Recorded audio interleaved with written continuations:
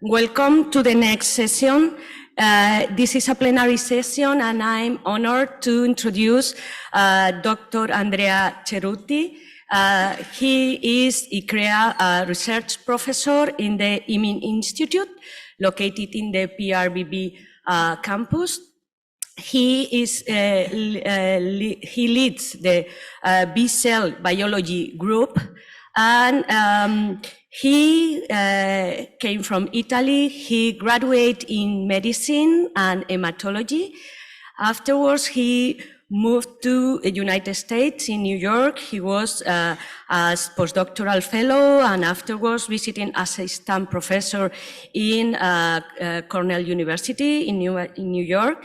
And after 2010, he moved to Mount Sinai School of Medicine in New York and also joined our Catalan community of immunologists here in Barcelona. He is author of more than 140 papers focused on B-cell and regulation of immunoglobulin immune response. So it's a pleasure to have here today Andrea Cerutti, and he will present the session Functional Crosstalk between gut IgA and systemic IgG. Thank you for accepting the invitation of Society of Catalan Immunology. Thank you.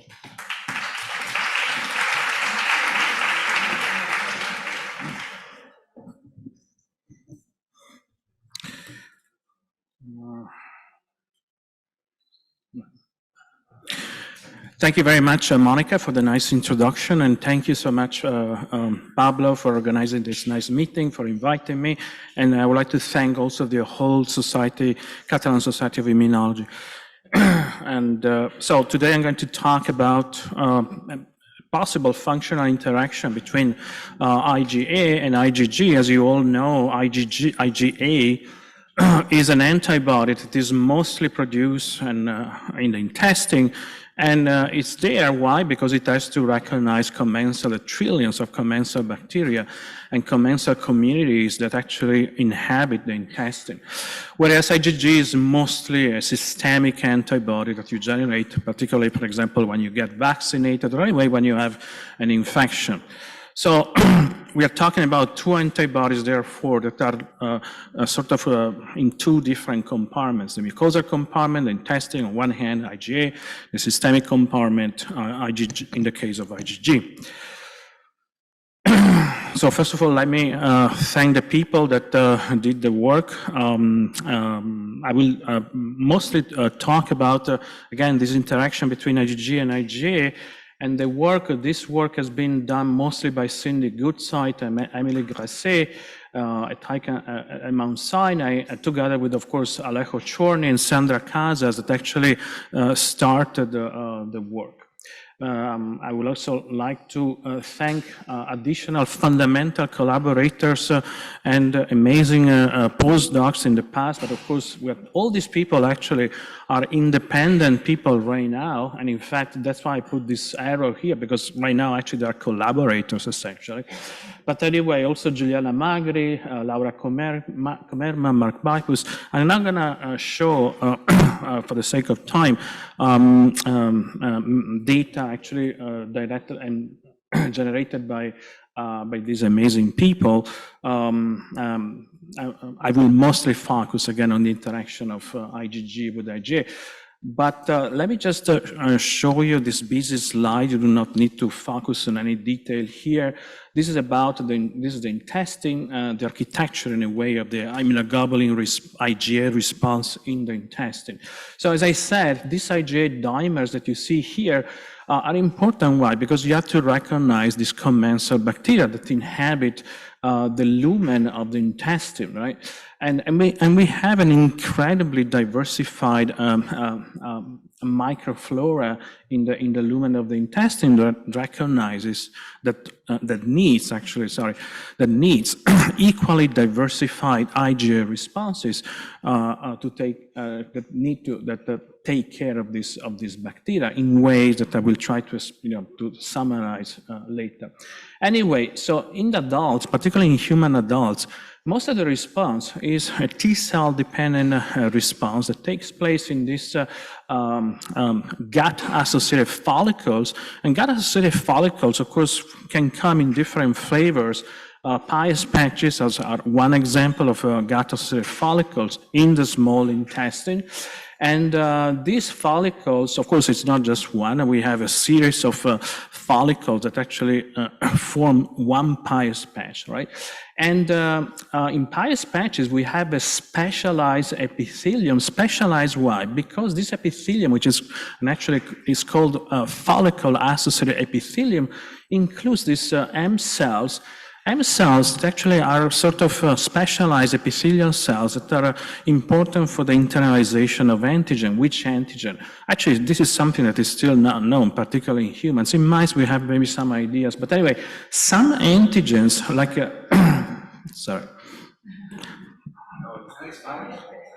Okay. So before I didn't hear anything.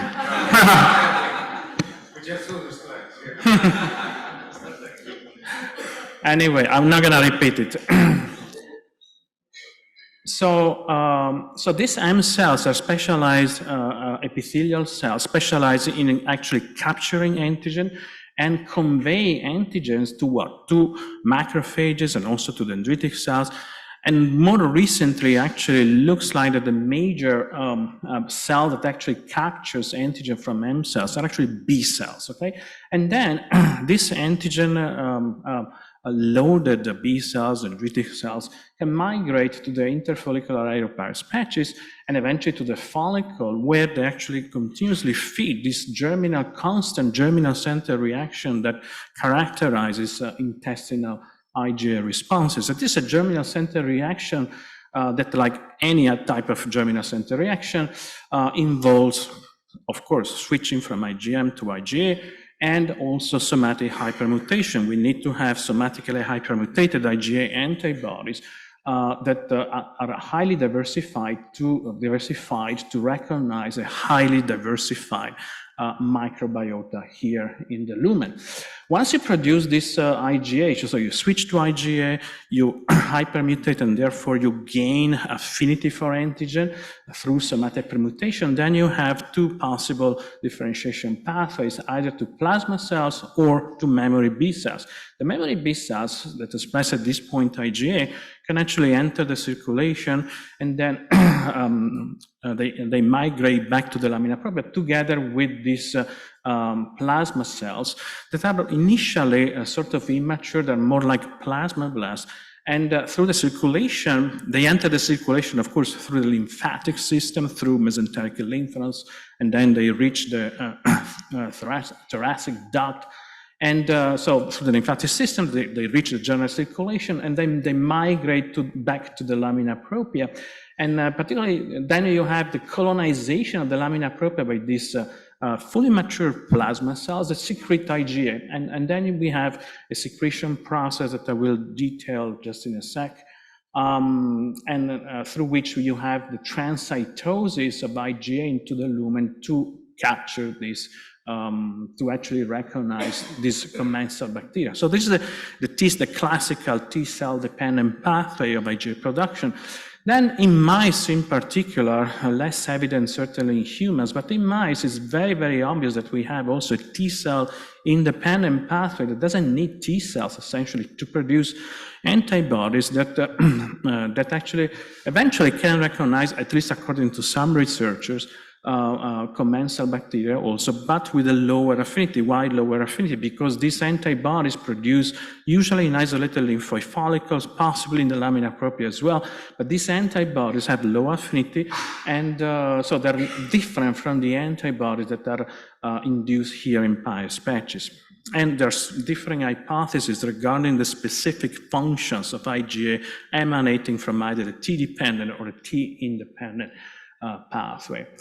the most important thing, anyway, the take-home message here is that the T-dependent pathway for IgA production involves Paris patches, mesenteric lymph nodes, to some extent isolated lymphoid follicles. The T-independent pathway, isolated lymphoid follicles, possibly the lamina propria, much, very, very obvious, very evident in mice, less so in humans.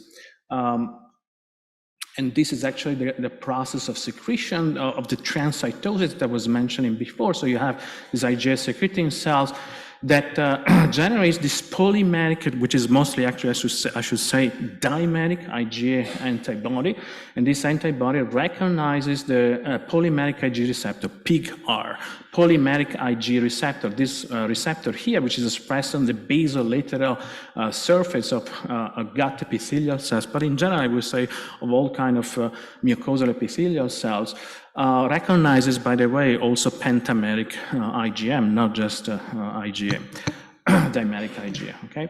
And then at that point, you have the transcytosis of IgA, the IgA dimer, which is then, this transcytosis is associated with the processing of this polymeric IgG receptor. The whole complex here is endocytosed by epithelial cells, and you have the processing of the polymeric IgG receptor to yield a secretory IgA, which is basically the IgA dimer, together with a fragment here with a polypeptide derived from the polymeric IgG receptor that again has been processed inside these epithelial cells during the transcytotic process. And the last detail that I wanted to mention is that the interaction between dimeric IgA released by these plasma cells in the lamina propria and the polymeric IgG receptor involves another peptide that is called J chain. The J chain is actually a polypeptide that is not very well known, by the way, but anyway, it's produced by these plasma cells, inherently, I would say, produced by plasma cells. And this polypeptide, again, interacts with this oligomeric, dimeric IgA, and again, it's an important ligand for this polymeric IgG receptor. So essentially, without the J chain, you do not have transcytosis. Why? Because the dimer, the IgA dimer, simply cannot interact with the polymeric IgG receptor. Regarding the function of IgA in the lumen, there are multiple functions. For example, we know that IgA can interact with commensal bacteria to, for example, induce agglutination and so-called enchainment. Essentially, this IgA can form this big, can agglutinate these commensal bacteria in a way that their growth is inhibited. In particular, their cell division is inhibited. So in this way, you control essentially the expansion of your commensal bacteria. At the same time, you can actually have also recognition of molecules and commensal bacteria that are fundamental, for example, for motility. You can recognize flagellin that slows down the motility of this of some commensal bacteria, particularly the ones that, of course, that have this flagellum. And then, of course, you have a number of different functions, including immune inclusion. So IgA can interact with mucus. This is actually, here we have a mucus layer, can interact with mucus through glycans that are present, that are anchored to the secretory component, in particular of IgA. And the anchoring of the whole complex to the mucus is important to retain these commensal bacteria that interact with the secretory IgA. So this is called immune inclusion. And then, of course, you also have immune exclusions. You do not want to have too many bacteria, particularly invasive bacteria, very close to this epithelium, very close to the lamina propria, simply because you want to avoid excessive inactivation of the immune system here in the intestinal mucosa. Why? Because in the intestinal mucosa you have this very, very fine balance between constant chronic immune activation, which is again induced by this by the microbiota, and in fact for example, follicles, germinal centers in the intestine are chronic germinal centers. So they're always there, all the time there, okay? So we have this balance between chronic immune activation and the need of keeping and maintaining an environment that is non-inflammatory, right? Because we do not want to have inflammation in the intestine. So the response, the IgA response that we have results from the need of having this type of balance all the time. So I know this, so the interaction of IgA with the microbiota obviously is important, obviously, maybe I shouldn't say probably that, but anyway, contributes to the maintenance of a highly diversified commensal communities. And diversity is one of the parameters that are actually involved in a healthy, that actually define a healthy gut microbiota. And we know that this biosis, so any perturbation of the composition of this microbiota and the function, particularly immunometabolic functions of the microbiota, we know that can actually lead to a number of different diseases. I should say they contribute to a number of different diseases that actually range from neurological diseases to metabolic diseases like obesity, diabetes, inflammation, obviously inflammatory bowel disease, cancer, and so on and so forth. So the first set of data, and I will be very, very quick here, I will just show you a couple of slides. I wanted to show you that were published a couple of years ago. So essentially, these are data that indicate that the receptor TACI, which is a receptor for two TNF family members, BAFF and APRIL, is actually essential to orchestrate T-cell independent IgA responses in the intestine, in the intestinal mucosa. Okay, so the BAFF-APRIL system is a complex system where you have the production of BAFF through a process that involves the cleavage of a membrane-bound form of BAFF. This is a sort of pre-protein that can be cleaved into BAFF trimers that are essential for the survival of B cells, peripheral B cells, and through the interaction of this BAFF trimer with the receptor that is called BAFF receptor. And then you can also have the formation of this BAFF 60-mer. So these are virus-like, actually, sort of structures, not structures, but anyway, molecules. So we have a number of up to 60, actually, monomers of BAFF that can actually form this huge complex that can interact, people believe, mostly with TACI, which is another receptor that recognizes BAFF. They can also eventually interact with the BAFF receptor, but you can imagine that the big difference between this ligand and this trimer, so this 60-mer and this trimer, because of course the 60-mer compared to the trimer is going to induce a massive oligomerization of any receptor that this complex binds to, right? So, and of course, the more oligomerization we have, and the more activation of the cell we get. And increased activation eventually translates, for example, in increased NF-kappa B activation of a number of different signaling pathways here from the TACI receptor. And all this allows the induction, for example, of complex processes like immunoglobulin class switching from IgM to IgA to IgG also, and even to IgE. Whereas here, the trimer, of course, induces a very limited oligomerization. These are, you just have these 3 monomers here of BAFF receptor, and this is the way actually how BAFF receptor signals one thing fundamentally, which is survival, B cell survival. Okay, so all this may explain a little bit the different this broad spectrum of responses that can be induced by BAFF, depending on the type of structures, trimeric or multimeric structure that you have in this molecule. Same story for APRIL, which is the other component structurally related to this to BAFF. APRIL also derives from a membrane-bound molecule, and you can have BAFF trimers It doesn't seem that APRIL can actually form this, for example, 60mers or the trimers, soluble trimers are the most prevalent, the prevalent form of soluble APRIL. Suffice to say that this trimer can actually interact with at least 2 receptors that can also be recognized by BAF. And these receptors are TACI and then BCMA that I haven't mentioned so far. Again, BCMA can be recognized by both BAF and APRIL. And BCMA actually induces plasma cell differentiation, okay? So TACI, class switching, plasma cell differentiation, BCMA, plasma cell differentiation, BAF receptor, B-cell survival. So, and this is one slide with some data, and that actually show that the TACI in mice drives gut IgA plasma cell responses through the T-cell independent pathway.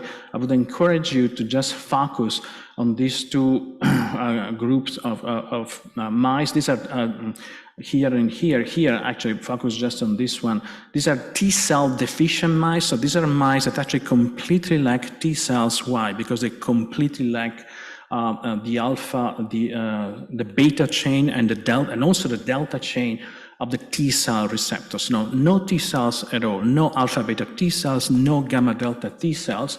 And you still have some IgA plasma cells in the lamina propria. Again, these are TCR beta delta double knockout mice.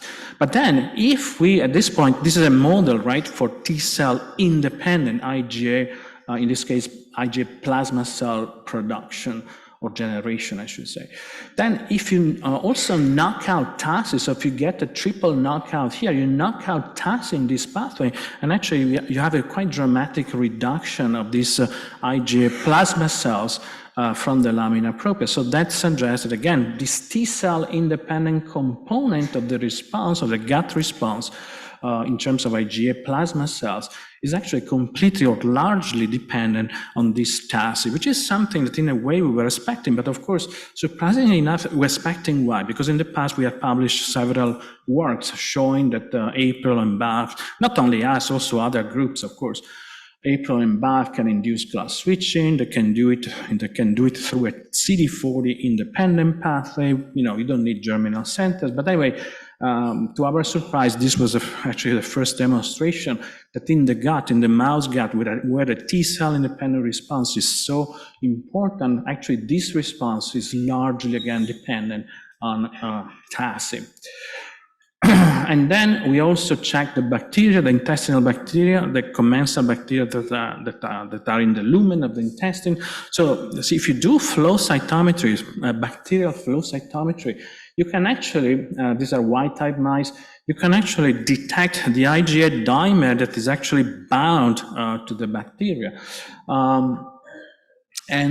So if we compare Y-type with TCR knockout mice, so with mice that have no T cells whatsoever, these are TCR beta delta knockout mice, again, actually it's quite surprising because we were not expecting this, but the TCR knockout mice actually had even a higher percentage of IgA bound bacteria compared to the wild-type mice. However, again, if we were knocking out, so this is the triple knockout in which, again, the TACI TNF receptors superfamily 13B, so the gene encoding TACI is knocked out together with the beta delta and beta delta chain of the T cell receptor. So this is a triple knockout mouse. Essentially, all these bacteria from the T cell, IgA coded bacteria from the T cell independent pathway actually disappear. Again, showing that we have this important, that the T cell independent pathway in the mouse gut is essentially controlled by this TNF receptor family member called TACI, which again binds to BAF and APRIL. And again, these were sort of, in a way, expected results, but it was important to show it in vivo in the intestinal environment. So the conclusions is that TACI orchestrates the gut IgA response for the T-independent pathway. TACI is also essential for the bacterial coating of this secretory IgA from the pathway. And we also show data that TACI plays little or no role in the IgA inducing T-cell dependent pathway. So TACI basically does not contribute to the T-cell dependent, therefore CD40 dependent component of IgA production in the intestine. Now, then we have additional data that I'm not going to show you, that these are negative data actually. Unlike other groups, we were not able to show that actually the IgA, the secretory IgA that is induced by TACI through the T-cell independent pathway, we know that it binds to bacteria, but we didn't detect any difference in the composition of bacteria between the difference induced by the lack of TACI. So, and the question is, so we know that these T-cell independent IgA antibodies can bind bacteria. So the question is, what does it do, this IgA from the T-cell independent pathway to bacteria? Apparently, it doesn't modulate really much the composition. Other people, for example, in Chicago, the Albert Bandela group actually showed that this T-cell independent IgA can actually do something in terms of composition. We couldn't confirm that, but you know, these antibodies, by recognizing all kind of antigens, in this case with low affinity, can do many other things, can actually change the metabolic profile of this bacteria. They can work on some functions that simply we cannot absolutely detect when we do a simple 16S ribosomal DNA analysis that simply evaluates the composition of our microbiota.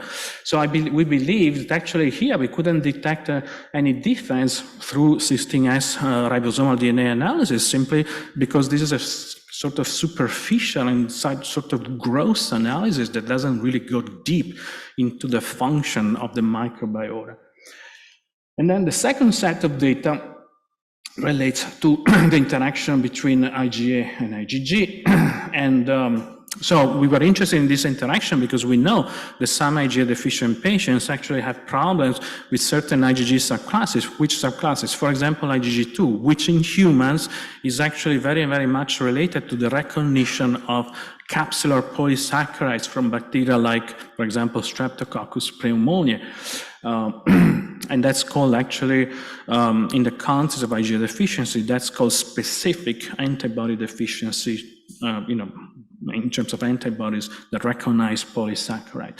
But then we also have other situations in which we have a full subclass, so IgG2, but also IgG4 deficiency, sometimes also combined IgG subclass deficiency that is associated with IgA deficiency. So in other words, it looks like also in humans that we do have patients with IgA deficiency, not to mention CVID patients, of course, but we do have patients that have some problems with their IgG. And these problems have never been really worked out, and it's still unclear, as far as I'm concerned at least, what is the origin of this IgG deficiency. Anyway, so, and because of this sort of naive question, we actually compare the response of wild-type mice and IgA knockout mice to a vaccine, a pneumococcal vaccine that is Prevnar 13. This is a human pneumococcal vaccine that stimulates, is a protein conjugated these are protein conjugated polysaccharides from 13 serotypes of pneumococcus or Streptococcus pneumoniae.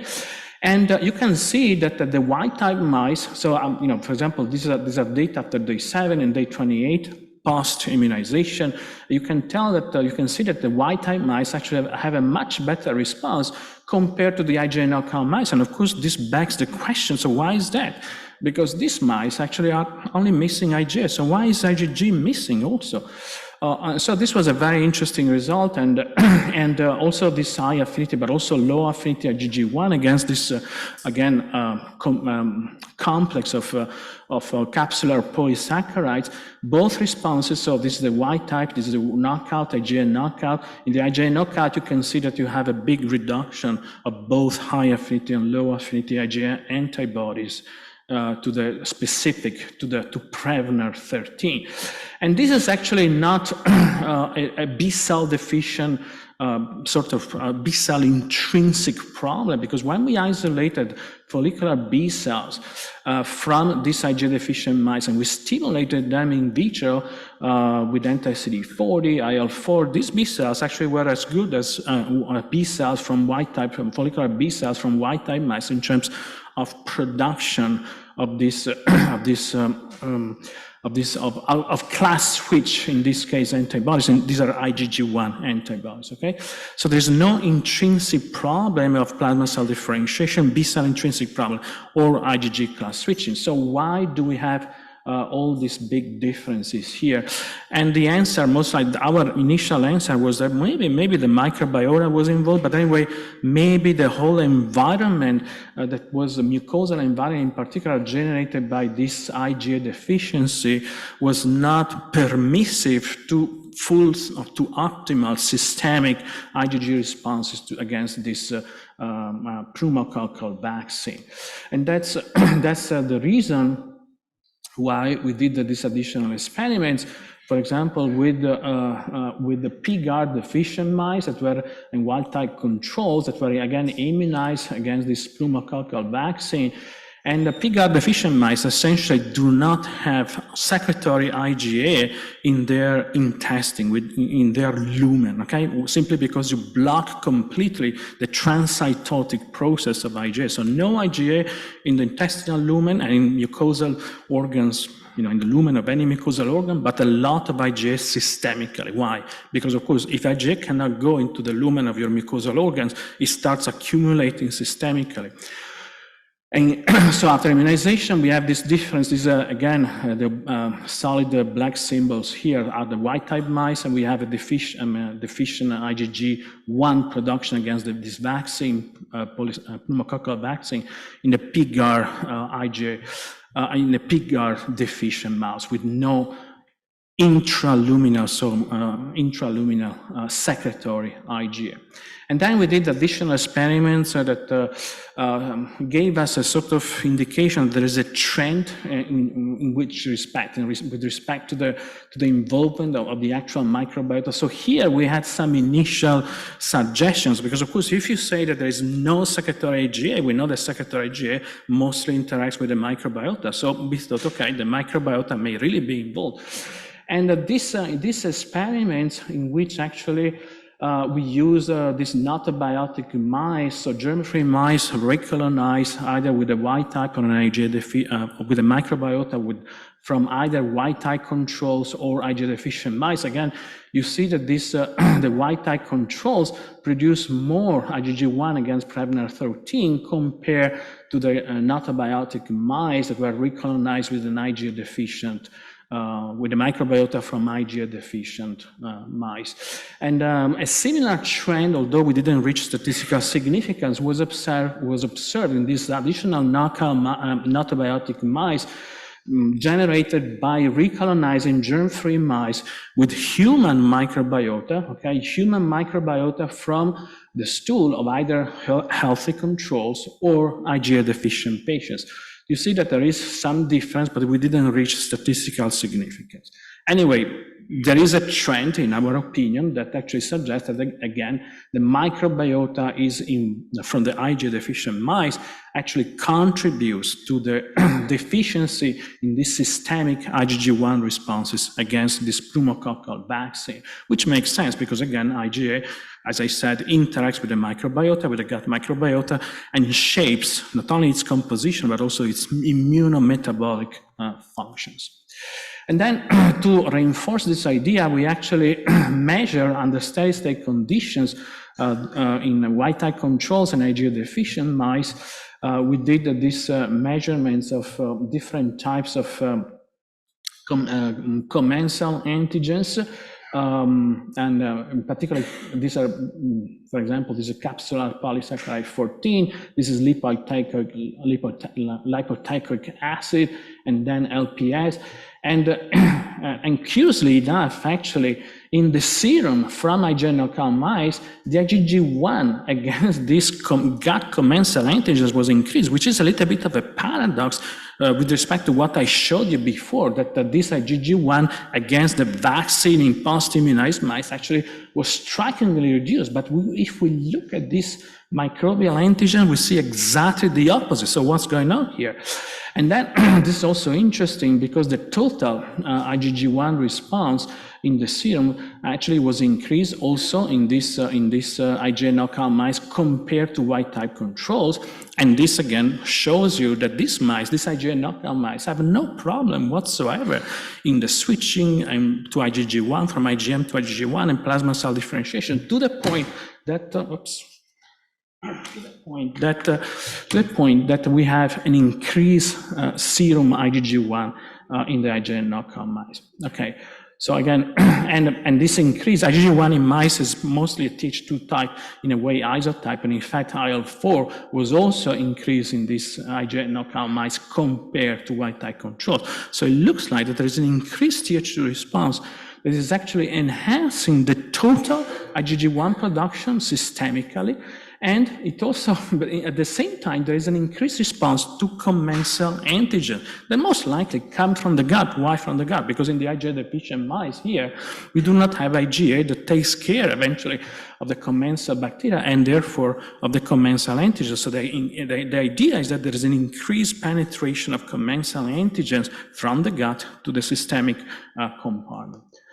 And so in additional experiments actually, and I don't show you all the data, but confirm this possibility because for example, if we take the serum from wild type controls or IgA knockout mice, essentially the IgA knockout mice here actually have more serum IgG1 that can recognize the microbiota at steady state, okay? So it's not just about, antibodies against specific commensal antigens like LPS or lipoteichoic acid. It's actually about IgG1 antibodies that can recognize the whole bacteria, which doesn't mean that the whole bacteria are there in the periphery or in the blood. It simply means that these antibodies can recognize surface structures eventually on this expressed by this bacteria.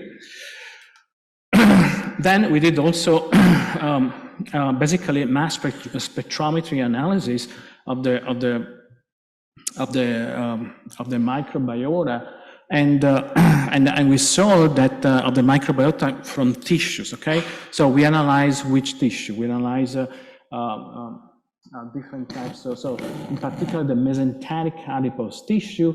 We analyze also of the spleen, mesenteric lymph nodes, and other tissues. And in mesenteric lymph node tissues, mesenteric adipose tissue, MAT, mesenteric adipose tissue, we observe in IgA deficient mice an increased presence of bacteria, again in the IgA deficient mice, that actually suggests that again there is this increased penetration in the absence of IgA of bacteria into this compartment, which is essentially the fact that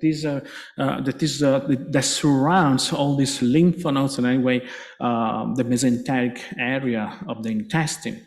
We did also IgA 16S ribosomal DNA analysis of the microbiota from the lumen of the intestine of this from this IgA knockout mice compared to control. You can tell that the two, overall we found small differences, but these small differences include an overspread and enrichment in certain bacterial species, including lactobacillus, and a depletion of other species, for example,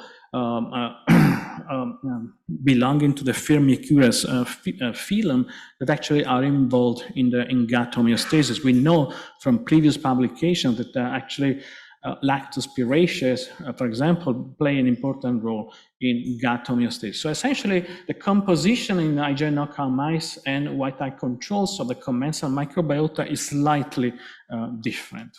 For example, an example here, we have this Saterella that is increasing the IgA knockout mice, which is interesting because IgA, there's a nice Nature paper showing that actually Saterella is involved in the cleavage, in in the digestion of secretory IgA. And so this Satarella is actually increase in the IgA knockout mice.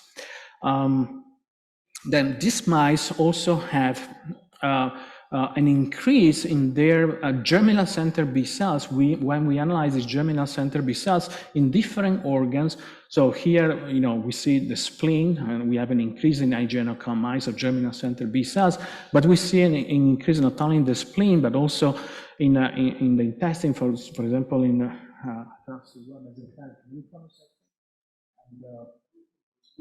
and in addition to germinal center B cells, oops, sorry.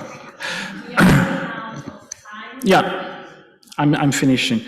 In addition to germinal center B cells, we have also T follicular helper cells that are increased here in the IgA knockout mice, and essentially this increase is induced by what? By all these antigens that penetrate from the gut into the systemic compartment, and this increase is associated in follicular B cell. We did the RNA-seq analysis of different B cell subsets, and the follicular B cells from the IgA knockout mice actually were increasing all kind of gene signatures associated with proliferation, germinal center differentiation, plasma cell differentiation, and also importantly energy, which makes sense because if you have a chronic exposure from the gut to these antigens, you have first immune activation, but then as time goes by, you also have energy, and this energy could actually justify impaired response to the vaccine.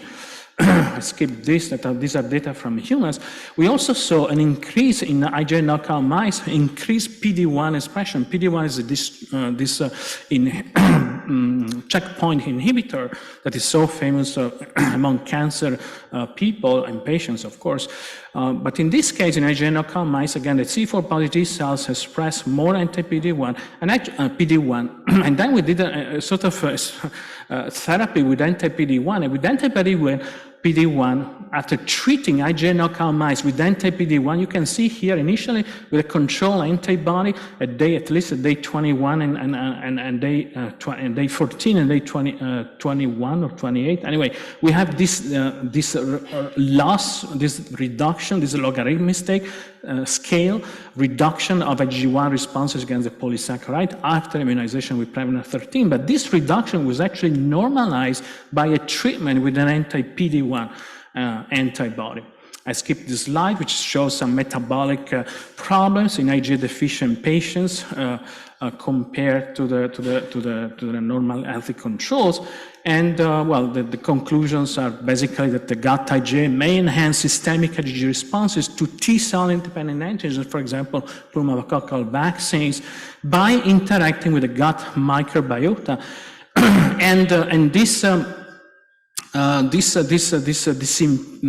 So this is actually the positive part of what IgA actually does. And the other thing that IgA does, if we forget about the IgA deficiency, or we translate what we see in IgA deficiency, we translate it into healthy individuals, what this IgA does, it probably controls the expression, systemic expression of PD-1 on T cells, and at the same time, which actually, so if you have an IgA deficiency, PD-1 increases, so you have an inhibition of your eventually, as a result of systemic penetration of commensal antigens, you have an inhibition of your response to the vaccine. And again, these are the people that did the work, and thank you for your attention.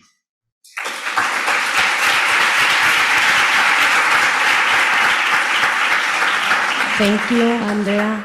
We have time for 2 questions.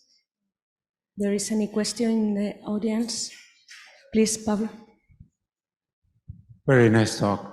So I was wondering, in one of your first slides, you mentioned that IgA B cells could transport antigen to the germinal centers. So that could be an explanation, yeah? If you don't have this transport of the antigens to the germinal centers, that may be, then you have the IgG deficiency. Could that be an explanation of part of the phenotype that you see? Well, I mean, so the transport that I was mentioning is a transport to the germinal center, of course, of the gut-associated follicle, and therefore Yeah, you're right. I mean, of course, if you have less IgA, you have less binding of an immune complex to the M cell, less translocation of the complex of the antigen to antigen-presenting cells, which can be dendritic cells or B cells, and therefore less IgA production. But it wouldn't explain very well the IgG production. In the intestine, you do not have much IgG production. Yeah. Andrea, thank you. Very beautiful talk. So I just like to speculate about the role of IgA in cancer, then in colon cancer, in view of this latest finding on the immuno checkpoint. What do you think is happening there? In the colon cancer? Yeah. So, yeah, I don't think we know. I think that, but it's a very interesting question, precisely because we do not know exactly what happens there. I mean, the prediction, which is, I think, a kind of obvious prediction, is that IgA may be playing a role in the control of in the tuning also, in general, in the control of the immunometabolic functions, and also composition of the microbiota in some of these patients. And of course, if you have a problem there, a long-term problem, you may have, increased pro-inflammatory signals in the intestinal mucosa. And we know that chronic inflammation, eventually, although subclinical, but chronic inflammation may actually facilitate the onset of cancer or anyway of a neoplastic cell progenitor. So this would be eventually the possible answer to your question regarding cancer. Of course, it will be also interesting to see whether the population that have this, colon cancer, for example, what is the situation of IgA in the intestine? What is the situation of IgG in the systemic compartments? I think there are a number of different interesting ramifications there. But yeah, a very, very interesting question. Yeah. Thank you very much, Andrea, for that interesting data. Thank you very much.